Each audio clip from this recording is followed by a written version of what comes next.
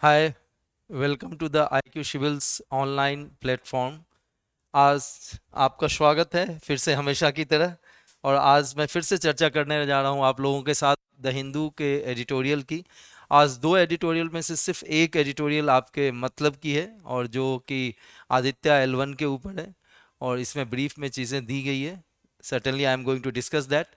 और उसके बाद मैं आपसे डिस्कस करने जा रहा हूँ, ठीक है, कि जो कमिटी बनाई गई है वन नेशन वन इलेक्शन के लिए और उसके बाद AQI के ऊपर, तो ये टॉपिक्स मैं डिस्कस करने जा रहा हूँ। चलिए बहरहाल देखते हैं है क्या। तो ये जो एडिटोरियल है, onward sunward on India's mission to the study the moon, moon को स्टडी करने के लिए जो मिशन भारत ने छोड़ा है, और वो उसका नाम क्या है, आदित्य L1। आदित्य L1, ध्यान देना। और ये इंडिया के प्रोग्राम को कहीं ना कहीं एक तरीके से क्या देगा, पुश देगा। और ये पूरा का पूरा जो इशू मैं डिस्कस करने जा रहा हूँ आपके साथ, वो science and technology paper third से, GS पेपर थर्ड से क्या होता है, कनेक्ट होता है। It is going to connect with that. So what is given here, the roughly a week after the Indian Space Research Organization soft landed a robotic lander and rover on the moon's south pole region, it launched India's first space mission dedicated to the studying the sun in the form of the spacecraft named Aditya L1।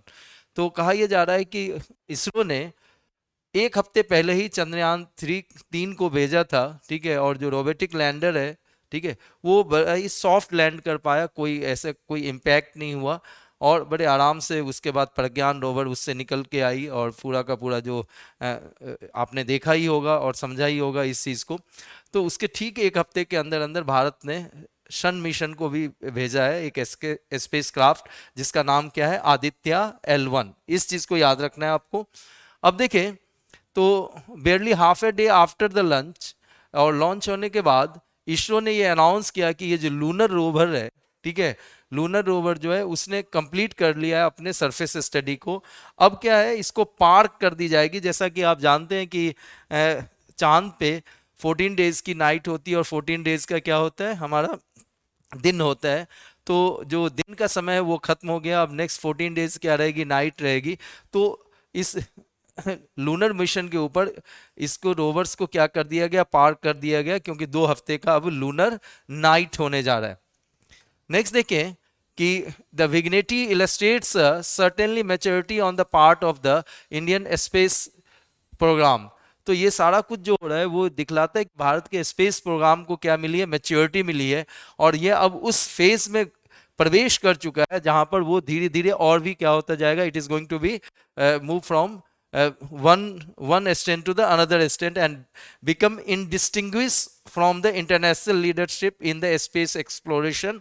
और जो space exploration में, चाहे वो NASA की बात करें या दूसरे यूरोपियन स्पेस सेंटर्स की बात कर लें, तो उसके करीब करीब बराबर आ जाएगा और उससे इस भारत के इसरो को अलग करके नहीं देखा जा सकेगा। Even as it is carries forward an old tradition of studying the sun exemplified by the Kodaikanal solar observatory. और भारत इस मामले में पहले से ही क्या कर रहा है कि अपने ऑब्जर्वेटरी को रखा हुआ है जिससे कि ये देखी जा सकती है, सन को देखी जा सकती है, बहुत नज़दीक से देखी जा सकती है। उसी चीज़ को इंडिया अब आगे बढ़ रहा है। आदित्य L1 की यदि बात की जाए तो ये सन के मल्टीपल वेवलेंथ को कहीं ना कहीं क्या करेगा, स्टडी करेगा। जो कि इसमें क्या है, 7 इंस्ट्रूमेंट हैं। 4 तो रिमोट सेंसिंग इंस्ट्रूमेंट है जो कि दूर से ही चीज़ों को सेंस करेगा, और 3 जो है इन सिटी हैं by directly sampling a particular volume of space, यानी कि किसी भी स्पेस के किसी भी हिस्से का सैंपल लेके फिर उसको एनालाइज करेगा। और एक है रिमोट सेंसिंग जो कि दूर से ही चीज़ों को एनालाइज करेगा। अब देखें, even though it is the stars closest to the earth and has been and continues to observe by the panoply of telescope, the sun still holds the many secret। तो कहा जा रहा है कि सन जो है अर्थ के एक ऐसा स्टार है जो कि क्लोजेस्ट है, लेकिन इसके बाद भी इसके बारे में बहुत सारे रहस्य, ठीक है, so many mysteries are still there. And panoply of telescope मतलब many as telescopes are being used to understand the phenomena in and around the sun. Some of them are simply waiting to be discovered, although there is easier said than done given the brutality of the stars influence on the immediate surrounding. Clear? तो ये कहा जा रहा है इसके अंदर कि भाई बहुत सारी चीजों को अभी भी डिस्कवर किया जाना है, लेकिन ऐसा कहना जो है ना, it is very very easy to say something and it is very difficult to do or perform that particular thing.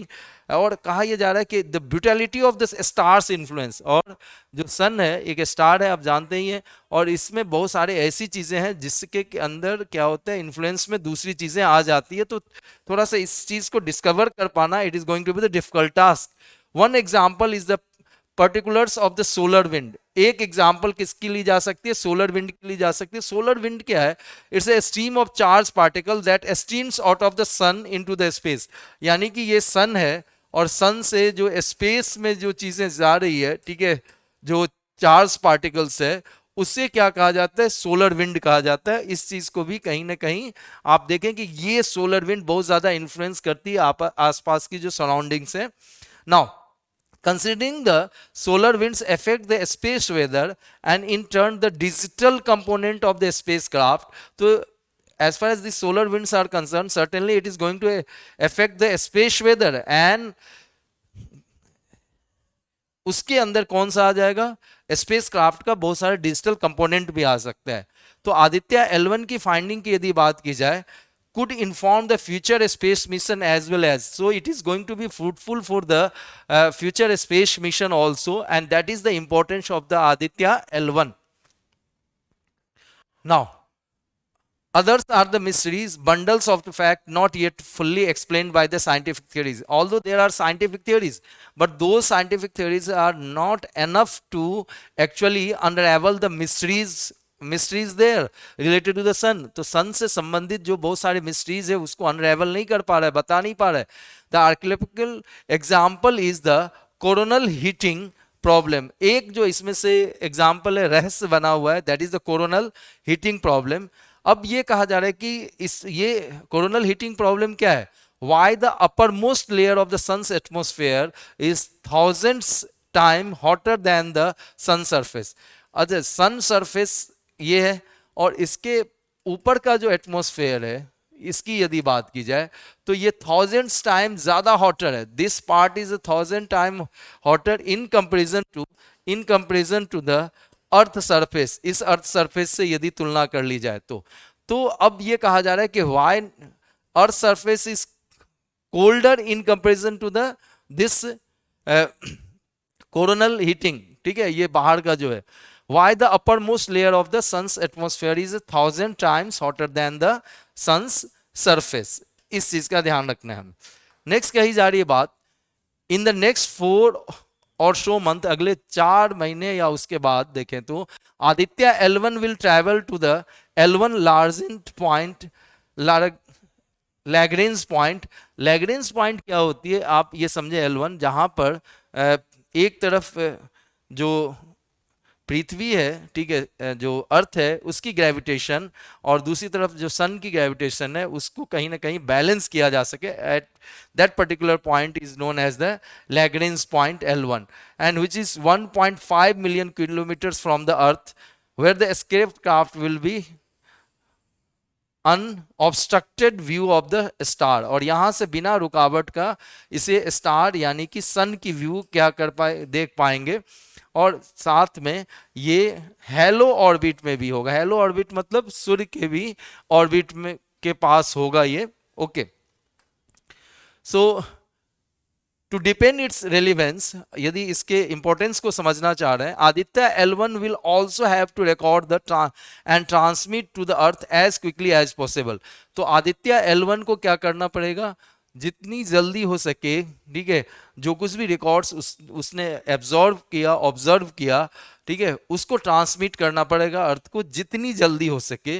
Where the data downlink and the analysis pipeline will have to operate with a similar haste and side by side the scientists at the ISRO center has to downlink that and after that analyze the same thing, okay, in a quick succession there, मतलब बिना रुकावट के इनको ये करते रहना पड़ेगा. So that the scientist can piece together concurrent image of the sun. Let suppose sun से एक इमेज आई, सेकेंड इमेज आई, third, fourth, fifth, okay. So जैसे जैसे ये ये जो आदित्य L1 ट्रांसमिट करेगा और कहाँ पर, इसरो सेंटर को, ISRO centre will download picture 1, picture 2, picture 3, picture 4, picture 5 in succession, and then they will piece together the things so that they can analyze the images of the sun, and some of the mysteries can be unraveled in later on, okay, later time. Now, so ISRO also demonstrated its ability to handle complex navigational tasks, ठीक है। और ये भाई कुछ navigational task जो होते हैं, यानी कि जैसे कि यहाँ से सैटेलाइट को भेजा गया, उसकी मैनोवरिंग जो की जाती है, ये काम कर पाने में भाई इसरो को एक तरीके से एक्सपर्टीज हो चुकी है। इंटरप्लैनेटरी मिशन, मतलब एक प्लैनेट से दूसरे प्लैनेट पे भेजने की यदि बात की जाए, including recently we have a lunar surface programme Chandrayaan with the help of the foreign space agency, और दूसरे एजेंसीज का भी इसमें हेल्प लिया गया। And attendant skill will be brought to bear to the Aditya L1 as well, और यहां से जो कुछ भी सीखा उसका फायदा यहां पर आदित्य L1 में भी मिल ही जाएगी, okay. So taken together, while Aditya L1 seems relatively simple given the ISRO's recent achievement, तो हाल फिलहाल के इसरो के अचीवमेंट को देखें तो आदित्य L1 वाला जो अचीवमेंट होगा आगे, या इस पूरे मिशन को मैनेज कर पाना आसान सा काम होगा। It is relatively not so difficult for the ISRO.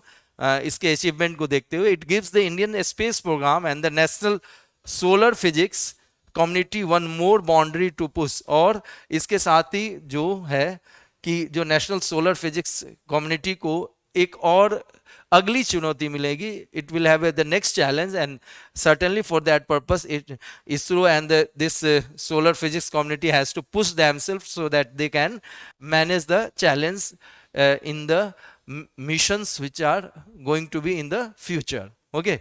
So that was your first editorial, and today I have taken up just one editorial because the first editorial was related to the party politics. Certainly it is not going to be connected with your GS syllabus, so that I had avoided that, but this was the relevant one, so I have discussed that. Now अब जो दूसरी चर्चा करने जा रहा हूं मैं आपसे, that is the simultaneous election, and we are going into great details here, clear.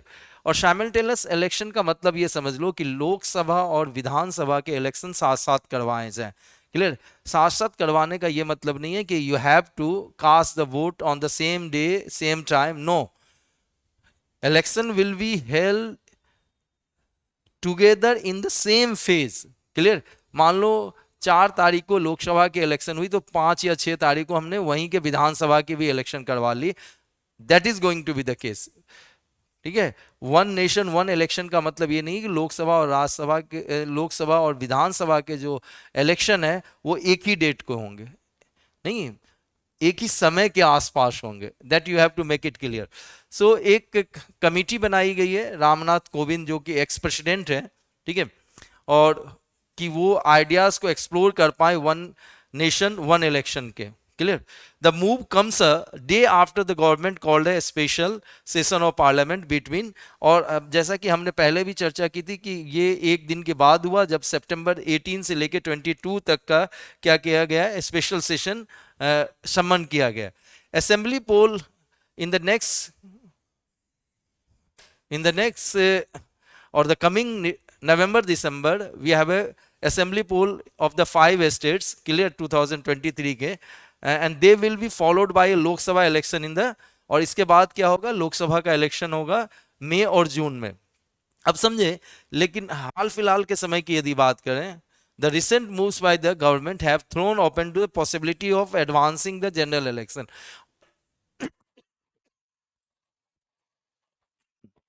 Sorry, ऐसा कहा जा रहा है कि जो नेक्स्ट मई जून में जो इलेक्शन होने जा रही है उसको क्या कर दिया जाए, एडवांस कर दिया जाए, प्रीपोन कर दिया, यानी कि पहले हो जाए।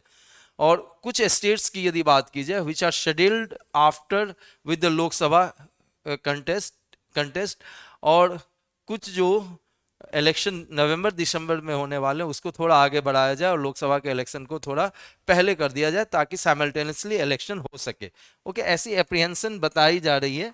Okay, so what are the key takeaways? Now we will discuss about the pros and cons, the positive and negative of that. Clear?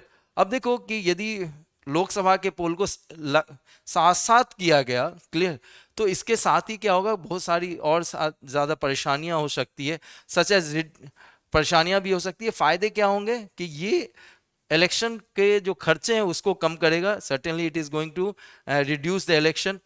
At present there is an election in one state and other at the almost given time, and those who favor the simultaneous polls argue that the model code of conduct gets in the way to the government announcing a project or the policy plan।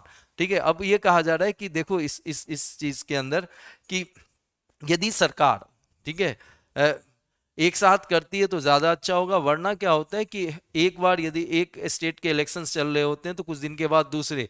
Okay, so even the central government never used to be in a position to declare any policy decision once the election is going on in any particular state. That is the main problem, and it lead to the policy paralysis and government is helpless there. ठीक है, क्योंकि model code of conduct लागू होती है और उस समय क्या होता है, इलेक्शन कमीशन ऑफ इंडिया के अधीन ही सब कुछ होती है चीजें। Now so next is what is the cons. The government include the complexity of such an exercise. The widely held that the simultaneous polls will benefit the nationally dominant party. अब देखो negative ये कहा जा रहा है कि जो centre में पार्टी है, ठीक है, सेंटर में पार्टी है, उसी पार्टी की क्या हो सकती है कि सरकार स्टेट्स के अंदर भी आ जाए, इसके चांसेस क्या होते हैं, बढ़ जाते हैं। Clear? And the complication that would arise if any of the governments were to collapse before the completing the its term. और साथ में दिक्कत क्या होगी यदि 5 साल से पहले किसी की सरकार गिर जाती किसी भी स्टेट की, तो और भी ज्यादा दिक्कत आ सकती है। ठीक है, और इसके अलावा ऐसा भी तो हो सकता है कि with in the fix tenure of the 5 year जो कि लोकसभा की इन जनरल होती है, उससे पहले भी मान लो किसी भी सरकार के अगेंस्ट में नो कॉन्फिडेंस मोशन लाई गया, and if that confidence motion was passed by the Lok Sabha, in that case the government, the ruling government has to resign, तो उसको रिजाइन करना होगा। ठीक है, तो थोड़ा सा आसान नहीं होगा एक साथ इलेक्शन करवाना। अब देखिए कि लोकसभा की यदि बात की जाए तो 1950 से लेके, ठीक है, तो ऐसा हुआ है कि बहुत बार ऐसा हुआ है कि समय से पहले इसको डिसॉल्व कर दिया गया। 1971, 80, 84, 91, 98, 99, 2004। There would also a logistic issue, इसके अलावा लॉजिस्टिक इशू भी होगी। और कहा जा रहा है कि जो ईवीएम है और वीवीपैट है, वीवीपैट मतलब जो voters verification paper audit trail machine जो होती है, जब आप वोटिंग करते हो तो उसके बाद एक छोटा सा पेपर निकल के आता है कि आपने जिस पार्टी को वोट किया उसी पार्टी को गया, ये एक प्रूफ होता है आपके लिए। ठीक है, तो ऐसे वीवीपैट की और वोटिंग मशीन की जो जरूरत होगी अभी जितनी है उससे डबल की जरूरत होगी। This point is clear. When election were first held in the independent India, when there was not, अब देखो एक चीज ये ध्यान देना कि जब हमें आजादी मिली तो क्या उस समय साइमल्टेनियस इलेक्शन नहीं हो रहे थे? सर्टेनली हो रहे थे, लेकिन पॉलिटिकल चेंजेस हुई, फिर उसके बाद दिक्कत शुरू हुई। देखो फ्रॉम द 1950 टू 1957, 1952 से लेकर 1957 तक Congress initially comfortable placed all over the country. Clear? Her state के अंदर, in every state and in the center, Congress was there, so they used to synchronize the things there, but the synchronization actually broke in the Kerala in the July 1959, and when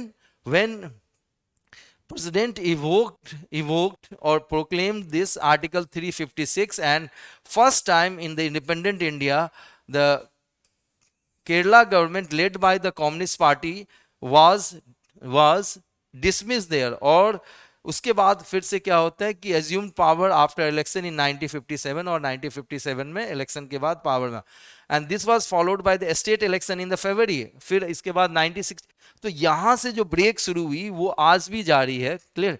Congress की यदि बात की जाए, as the Congress popularity decline, जैसे जैसे कांग्रेस की popularity decline करती है, बिहार, यूपी, राजस्थान, पंजाब, वेस्ट बंगाल एंड उड़ीसा, मद्रास, केरल में अलग अलग जगहों पे इलेक्शन होती है 1967 में, और उसके बाद संयुक्त विधायक दल गवर्नमेंट, जिसके अंदर भारतीय क्रांति दल, एसएसपी, पीएसपी, स्वतंत्र पार्टी, जनसंघ, कांग्रेस से अलग हुए जो थे, ये सारे के सारे पावर में आ जाते हैं। क्लियर। इसके अलावा defection and counter defection ultimately led to the dissolution of the assembly. इसके बाद इसमें क्या होता है कि इन सारे असेंबलीज में दल बदल की बात होती है। एक तरफ आप देखें तो एक दल को छोड़ के, वन पार्टी को छोड़ के दूसरे पार्टी में चले जाते हैं। इसके कारण से this cycle actually breaks. Clear. At present यदि आप देखें, at present the assembly election in Andhra Pradesh, Odisha, Arunachal Pradesh, Sikkim are hold together with the Lok Sabha polls. Lok Sabha polls के साथ होगा। हाल फिलहाल की यदि बात की जाए तो असेंबलीज बहुत दफे अपने टेन्योर को बिना पूरा किए हुए क्या हो जाती है, खत्म हो जाती है, डिसॉल्व हो जाती है। बिकॉज जो एंटी डिफेक्शन लॉ की यदि बात की जाए, क्लियर, तो एंटी डिफेक्शन लॉ ने कहीं ना कहीं इस डिसोल्यूशन को रोका है। क्लियर। क्योंकि अब डिफेक्शन कम हो रही है। क्लियर। अब ये ध्यान देना, एंड द सुप्रीम कोर्ट ने ये कहा कि भाई आर्टिकल 356, ओके। अब एक चीज आप ये समझे कि 1994 में एसआर बम्बई के केस में सुप्रीम कोर्ट ने कहा कि once the president rule is impose in any state, that a state's assembly is not going to be dissolved altogether at the very first instance। मतलब शुरुआत में ही उसको डिसॉल्व नहीं किया जाएगा। क्लियर। आप जानते हैं कि 2 मंथ्स के अंदर आर्टिकल 356 के तहत यदि प्रेसिडेंट रूल लगाई जाती तो उसको पास करवाना होता है। कहां से? लोकसभा से और राज्यसभा से सेपरेटली पास करवाना होता है। तो एसआर बम्बई के केस में यह कहा गया कि if it get pass bye the Lok Sabha and Rajya Sabha separately within the 2 months, after that you can go for the dissolution of the states, otherwise you have to put it into the suspended animation। Clear. तो इसके कारण से क्या हो रहा है कि अपने टेनियर को पूरा कर पा रही है। एक समय देख रहे थे कि डिफेक्शन और एंटी डिफेक्शन के कारण से टेनियर पूरा नहीं हो रहा था। अब टेनियर पूरा, तो पूरा का पूरा साइकिल जो है वो कहीं ना कहीं क्या हो चुका है, ब्रेक हो चुका है। क्लियर। नाउ देखिए, तो अब ये प्रश्न है कि क्या ये जो आइडिया है इससे पहले भी एक्सप्लोर किया गया है? तो इलेक्शन कमीशन ने ये सजेस्ट किया था 1993 में और सिस्टम बताया था, और लॉ कमीशन भी एक जस्टिस बीपी जीवन रेड्डी ने के अध्यक्षता में या उनके चेयरमैनशिप में बनी थी, और उसने रिपोर्ट दिया था और कहा 1999 में, we must go back to the situation where the elections to the Lok Sabha and all the legislative assemblies are held at once। Clear. हमें उस सिचुएशन में जाना होगा जहां पर लोकसभा और जो विधानसभा के चुनाव होते थे वो एक साथ होते थे। Okay. In 2003 the prime minister Atal Bihari Vajpayee took up with the Congress president. ठीक है, कांग्रेस प्रेसिडेंट उस समय सोनिया गांधी हुआ करती थी, उनके साथ इस मुद्दे को उठाया 2003 में जो हमारे एक्स प्राइम मिनिस्टर हैं अटल बिहारी वाजपेयी ने। क्लियर। और ऐसा लगा कि शुरुआत में एक्सेप्ट किया जा रहा है, बट लेटर ऑन वो चीज लागू नहीं हो पाई। क्लियर। 2010 की यदि बात की जाए तो उस समय जो बीजेपी के लीडर एलके आडवाणी, जो कि x deputy prime minister of India भी रह चुके हैं, उन्होंने मनमोहन सिंह से मुलाकात की थी, और उस समय Manmohan Singh used to be the prime minister of India.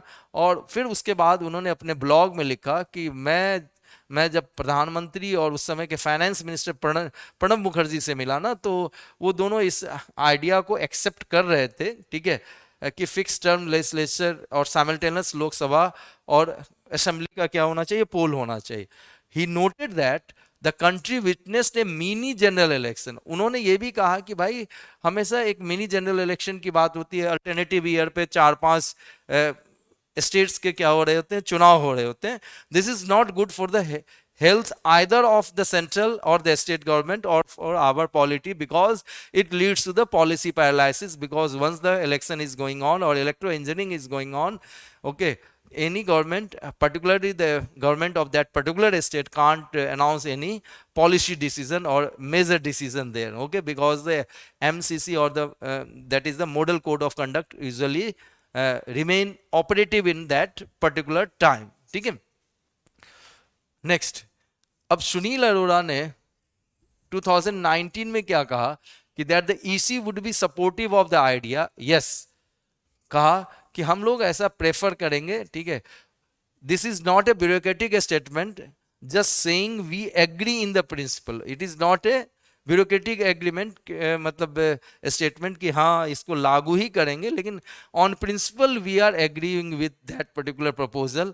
और बाद में इन्होंने ऐड किया a very desirable goal, but for that political system of the country will have to take a step to the life of the state assembly with the life of the parliament. लेकिन इसके लिए करना क्या होगा कि parliament की जो life है और स्टेट असेंबली की जो लाइफ है उसको एक साथ लाना पड़ेगा, साइमल्टेनियस करना पड़ेगा, so that we can have a election of the Lok Sabha and Vidhan Sabha at the same time. Okay, that was the statement given by the Sunil Arora. Next is how have matters moved on. तो इसमें बात कितनी आगे बढ़ी है. अब बात कर लें अब की. 2015 में parliamentary standing committee on personal and public grievances law and justice, जिसके हेड कौन थे, ई एम सुदर्शना नथिचप्पा, उन्होंने एक रिपोर्ट कंपाइल किया, feasibility of holding simultaneous election of the people's house of people and the state legislate. मतलब विधानसभा और लोकसभा के चुनाव को साथ साथ करवाने से संबंधित जो फिजिबिलिटी रिपोर्ट है कि ये हो सकता है या नहीं हो सकता, इसके बारे में रख की बात. ठीक है, अब समझे. The holding of simultaneous election to the Lok Sabha and assemblies would reduce. अब इसके एक साथ होने से क्या होगा, it will reduce the massive expenditure, clear, currently incurred on the conduct of the separate election. अलग अलग इलेक्शन करवाने में बहुत ज़्यादा पैसे खर्च होते हैं, अलग अलग समय पे खर्च होते हैं, वो चीज़ घट जाएगी.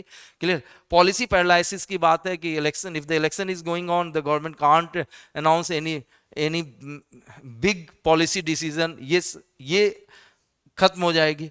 Impact on the delivery of the essential services, burden of the crucial man power that is deployed. अब देखो बहुत बार जो होता है कि मैन पावर्स को लगा दिया जाता है, जैसे टीचर्स को, गवर्नमेंट ऑफिशियल्स को, पैरामिलिट्री फोर्सेस को, जब चुनाव में लगाया जाता है तो वो दूसरे काम कर सकते हैं क्या. आई am going for the comprehensive analysis for this topic today. Clear. तो ये चीजें क्या होगी, कम हो पाएगी और धीरे धीरे क्या होगा, फायदा होगा इसका. ठीक है. लेकिन कांग्रेस ने अब कहा है कि ये जो इम्प्रैक्टिकल है, काम नहीं कर पाएगा. तृणमूल कांग्रेस की यदि बात की जाए तो इसको एंटी डेमोक्रेटिक कहा है, अनकॉन्स्टिट्यूशनल भी कहा है. सीपीआई ने क्या कहा, clear, it is not feasible and the CPM 2.2 a practical problem, means all the opposition parties are against that. Clear. अब 2017 में, in 2017 we have a discussion paper analysis of the simultaneous election, the what, why and how. Vivek Debroy and the Kishore Desai, Niti Aayog के, ये लिखते हैं कि ये data आपके मतलब का है. 2009 में जब इलेक्शन हुई तो भाई 1115 crore rupees was spended there, और 2014 में देखो इसका जस्ट 3 टाइम्स से भी ज्यादा है, 3870 करोड़ खर्च हुए. क्लियर. तो ये कहा जा रहा है the total spent on the election including the expenses incurred, यदि इसमें पार्टी के द्वारा अपने कैंडिडेट पे किए गए खर्चों को जोड़ लें, ठीक है, तो ये तो भाई और कितने गुना बढ़ जाएगा. ठीक है. अब देखो इसमें कंसर्न क्या है. 2 अगस्त 2018 में, ठीक है, लॉ कमीशन की एक रिपोर्ट आई और उसके हेड कौन थे, justice BS Chauhan, held that the simultaneous election could not be held within the existing framework of the constitution. Means within the existing framework of the constitution, holding simultaneous election is not feasible, not possible. For that purpose you have to change the framework of the constitution. इसके लिए आपको क्या करना पड़ेगा, बदलना पड़ेगा. और changes कहाँ जरूरत होगी, ठीक है, कॉन्स्टिट्यूशन में चेंज करना होगा, रिप्रेजेंटेशन ऑफ पीपल्स एक्ट में करना होगा, and rules and procedures of the Loksabha और rules and procedures of the state assembly, इन सब जगह पे चेंज करना पड़ेगा. और उसके अलावा हो सकता है कि 50%, अब आर्टिकल 368 क्लॉज 2 की यदि बात की जाए तो 50% से ज़्यादा स्टेट असेंबली से आपको इसको क्या करवाना पड़ता है, तो रेटिफाई भी करवाना पड़ता है. Try to understand. Ratify the constitutional amendments. The commission recommended that all election due in a calendar year to be conducted together. तो इसीलिए क्या होना चाहिए कि एक ही साथ होनी चाहिए.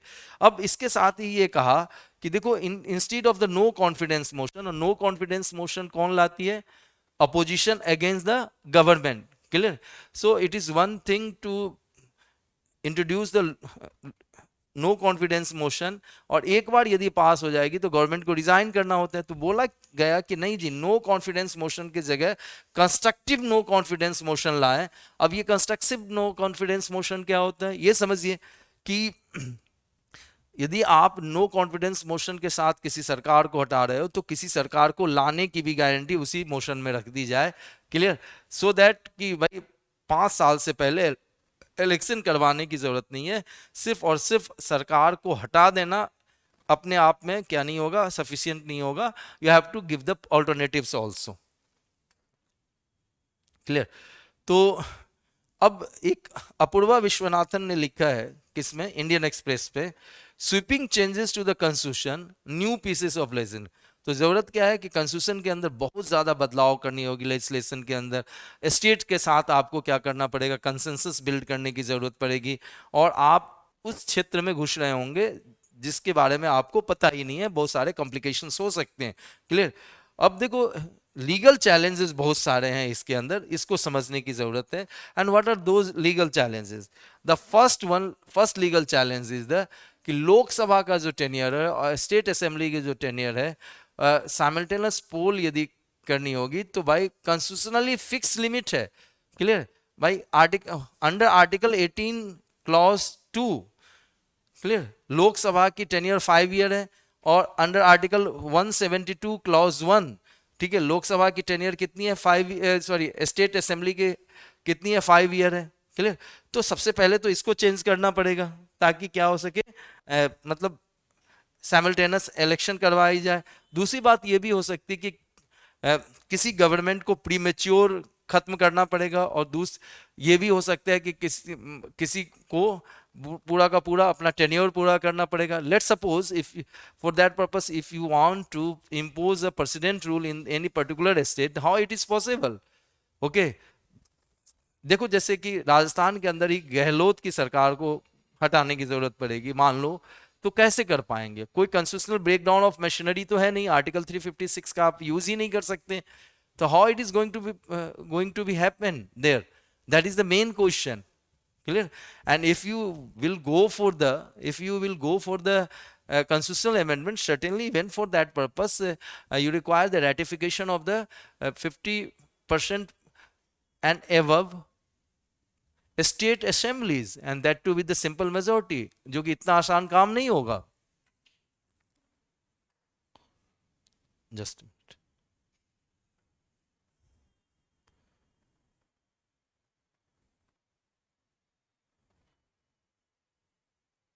Okay, next topic we are going to discuss, the third one. Clear? So air quality life index annual update 2023. Clear? This is related to the environment and ecology, GS paper 3rd. Clear? अब देखो ये कहा जा रहा है कि in the south Asia जितने भी लोग हैं उनकी जो लाइफ एक्सपेक्टेंसी है इस रिपोर्ट के मुताबिक 5.1 ईयर्स कम हो जाएगी, नई रिपोर्ट के मुताबिक। क्लियर? और which country we are talking about? Bangladesh, India, Nepal and Pakistan. और ये टोटल लाइफ ईयर्स जो लॉस होगा पूरे ग्लोबली, मतलब पूरे विश्व में जितने लाइफ ईयर्स, यानी कि लोगों की उम्र जितनी कम होगी, मान लो कि 70 वर्ष पूरे ग्लोब की रख लें, ठीक है, और घट के यदि 65 ईयर्स हो रहा है, तो ये 5 साल का जो कमी हो रहा है ना, ठीक है, वो उस कमी का आधा तो साउथ ईस्ट एशिया के कंट्रीज में होंगे, that is in the Bangladesh, India, Nepal and Pakistan. Okay, now this air quality life index updated 2023 published on the Tuesday August 29, clear, by the University of Chicago। अब ये पीटी में आपके काम आ सकता है, ये फैक्ट्स जो हैं। क्लियर? अब एयर क्वालिटी लाइफ इंडेक्स की यदि बात की जाए, measures the impact of the particulate pollution on the life expectancy, मतलब जो पार्टिकुलेट मैटर्स होते हैं उसका हमारे लाइफ एक्सपेक्टेंसी पे क्या फर्क पड़ेगा, वही इस लेटेस्ट रिपोर्ट में क्या की गई है, एनालाइज की गई है। क्लियर? और देखिए इस रिपोर्ट में कहा क्या गया है, ठीक है, what are the major thing. Clear? तो on an average poor air quality takes 5.3 years. Clear?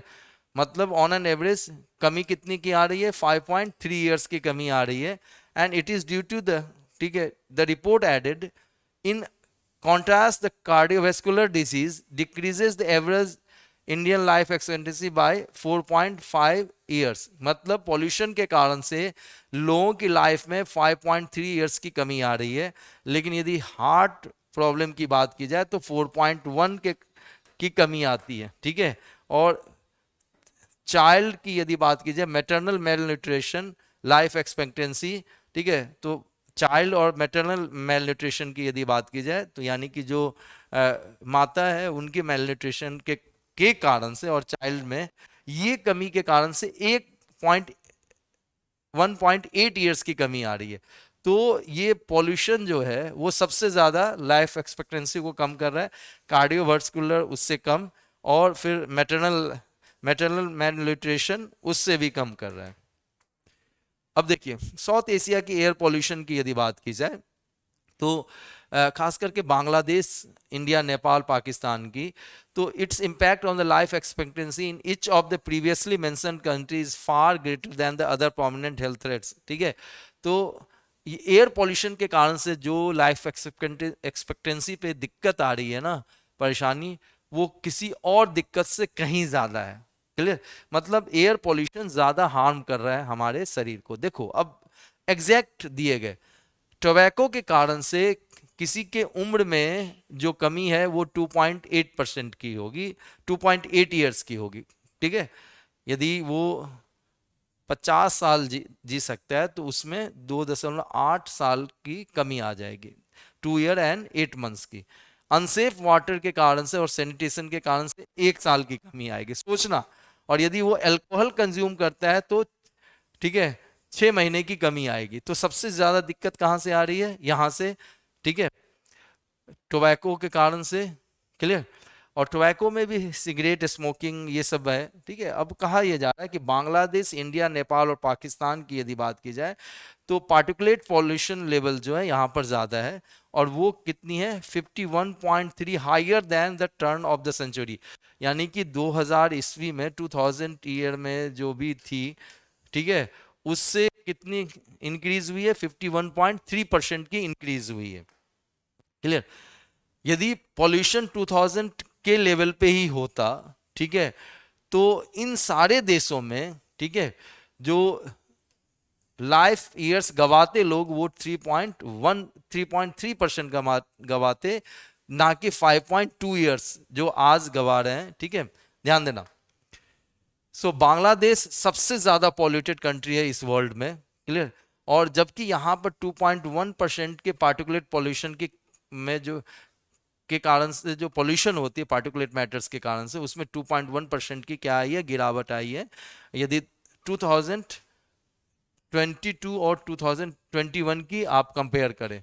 Clear, polluted in the country was about 14 to 15 times the WHO guidelines. और बांग्लादेश में जो पॉल्यूशन का लेवल है वो WHO के गाइडलाइंस के मुताबिक जितना भी हो उसका 14 टू 15 टाइम्स, 14 से 15 गुना ज्यादा है। क्लियर, साउथ एशियन देशों की यदि बात की जाए, clear, stands to lose 6.8 years of life on an average per person. मतलब ये तो एवरेज 5.2 का है, लेकिन एक व्यक्ति की यदि देखें तो 6.8 साल की कमी हो सकती है। क्लियर, और WHO के मुताबिक देखें तो annual average concentration of the PM 2.5 should not exceed, clear, इस लेवल से ज्यादा नहीं होना चाहिए। क्लियर, ध्यान देना, PM 2.5 की। अब दूसरा जो सबसे पॉल्यूटेड देश है वो कौन है, इंडिया है। क्लियर, करीब करीब 1.3 billion people lives in the area where the annual average particulate pollution level surpasses the, तो 1.3 बिलियन लोग इंडिया के WHO के गाइडलाइन के हिसाब से जो पार्टिकुलेट पॉल्यूशन होनी चाहिए उससे ज्यादा पे रह रहे हैं। अब देखो, this is the astonishing one. Clear, moreover 67.4% of the population live in an area that exceeds the country's own national air quality standard of 14 microgram, ठीक है, पर मीटर स्क्वायर। तो ये कहा जा रहा है कि ये जो पैरामीटर रखा गया उस पैरामीटर से ऊपर हमारे टोटल पॉपुलेशन का 67.4% लोग रहते हैं। ठीक है, मतलब बहुत ही कम लोग इससे नीचे हैं। ठीक है, लेस देन अराउंड 33% ही इससे नीचे हैं उस, और इस 67 पॉइंट उससे ज़्यादा है, ठीक है। अब देखिए एक चीज समझना, over the years air quality levels have plummeting across the India, पूरे भारत में एयर क्वालिटी लेवल घटती जा रही है। एक रिपोर्ट कहते हैं, ठीक है, from 98 to 2021 average annual particulate pollution increased by 67.7%, मतलब इस साल से इस साल तक यदि आए तो इतने का क्या होता है, इंक्रीज होता है पॉल्यूशन के अंदर। और ये क्या कर रहा है, लाइफ एक्सपेक्टेंसी को 2.3 से क्या कर रहा है, कम कर रहा है। 2020-21 की यदि बात की जाए तो पीएम 2.5 लेवल इंडिया में वो इंक्रीज कितनी करती है, 56.2 तक पहुंच जाती है, वहां से 58.7 तक पहुंच जाती है, जो कि 10 टाइम्स ज्यादा है डब्ल्यूएचओ के स्टैंडर्ड के हिसाब से। क्लियर। इस एनालिसिस में यदि बात की जाए तो 2013 से लेकर 2012 का 21 का भी किया गया है, और यहां पर कहा जा रहा है कि 59.1% of the world's increase in the pollution has come from India, मतलब वर्ल्ड में जितनी पॉल्यूशन हो रही है ना, उसका 59.1% तो कहां से हो रहा है, तो इंडिया से हो रहा है। Clear. Most polluted region of the country कौन है, नॉर्दर्न प्लेन्स है, ठीक है, जहां पर मोर देन 500 मिलियन लोग क्या कहते हैं, रहते हैं। और दिल्ली की यदि बात की जाए तो यहाँ पर पीएम 2.5 लेवल 2021 में यदि देखें तो ये कितना था, 126.5। क्लियर, जो कि बहुत ही ज्यादा है। और ये क्या कर रहा है, यहाँ पर दिल्ली के अंदर लाइफ एक्सपेक्टेंसी जो एवरेज पर्सन का है वो इतना क्या कर रहा है, कम कर रहा है, यानी कि 11.9 ईयर्स दिल्ली में रहने वाले लोग अपने लाइफ एक्सपेक्टेंसी से कम रहेंगे, मतलब उनकी जो एज है इतने वर्ष से कम हो जाएगी, जबकि नेशनल एवरेज कितना चल रहा है, कम होने का 5.2 चल रहा है। क्लियर। 2022 की एक स्टडी बतलाती है, और ये काफ़ी इम्पोर्टेंट सा जर्नल है, पूरे वर्ल्ड के लिए बड़ा जाना माना है, साइंटिफिक लैंसेट के अंदर ये बताया गया, found that the air pollution caused more than 16.7 lakhs pre mature death, मतलब 2022 में एयर पॉल्यूशन से 16.7 लाख लोग अपने समय से पहले उनकी मृत्यु हो गई है, ठीक है। दिस इन इंडिया इन 2019, मतलब 2022 में ये स्टडी की गई, और ये आंकड़े कब के हैं, तो 2019 के हैं। क्लियर। और इसमें से ये जो टोटल डेथ हुआ उसमें से 9.8 लैक्स जो है वो पीएम 2.5 के पॉल्यूशन के कारण से हुआ, और 6.1 लाख पीपल जो है वो हाउस होल्ड एयर पॉल्यूशन के कारण से मारे गए। क्लियर। अब देखिए ये कहा जा रहा है कि जो अपटिक हो रहा है एयर पॉल्यूशन का साउथ एशिया के अंदर, ये बहुत ही सरप्राइज की बात नहीं है। The report mention it is the outcome of the rapid industrialisation, इसके पीछे कारण क्या है, तेजी से बढ़ती हुई जो औद्योगिकरण है, the economic development, pollution growth and which increase the energy demand. और जैसे ही इकोनॉमिक डेवलपमेंट होगी, रैपिड इंडस्ट्रियलाइजेशन होगी, पॉपुलेशन ग्रोथ होगी, तो एनर्जी की डिमांड बढ़ेगी, और फॉसिल फ्यूल जो है अक्रॉस द रीजन उसकी भी डिमांड बढ़ेगी। क्लियर। अब देखिए in India and Pakistan the number of vehicles on the road has increase 4-fold। Bharat और पाकिस्तान में देखें तो जो व्हीकल्स की संख्या थी वो 4 गुना क्या हो चुकी है, बढ़ चुकी है। और यदि इसकी तुलना कब से कर ली जाए, 2000 में जितनी थी, द नंबर ऑफ व्हीकल रफली ट्रिपल्ड इन बांग्लादेश, और बांग्लादेश में तिगुना हो चुका है 2010 और 2020 के बीच में। यहां पर तो 20 साल में 4 टाइम्स बढ़ा, और इधर 10 साल में ही क्या हो रहा है, ट्रिपल हो रहा है। क्लियर। तो ये चीजें नाउ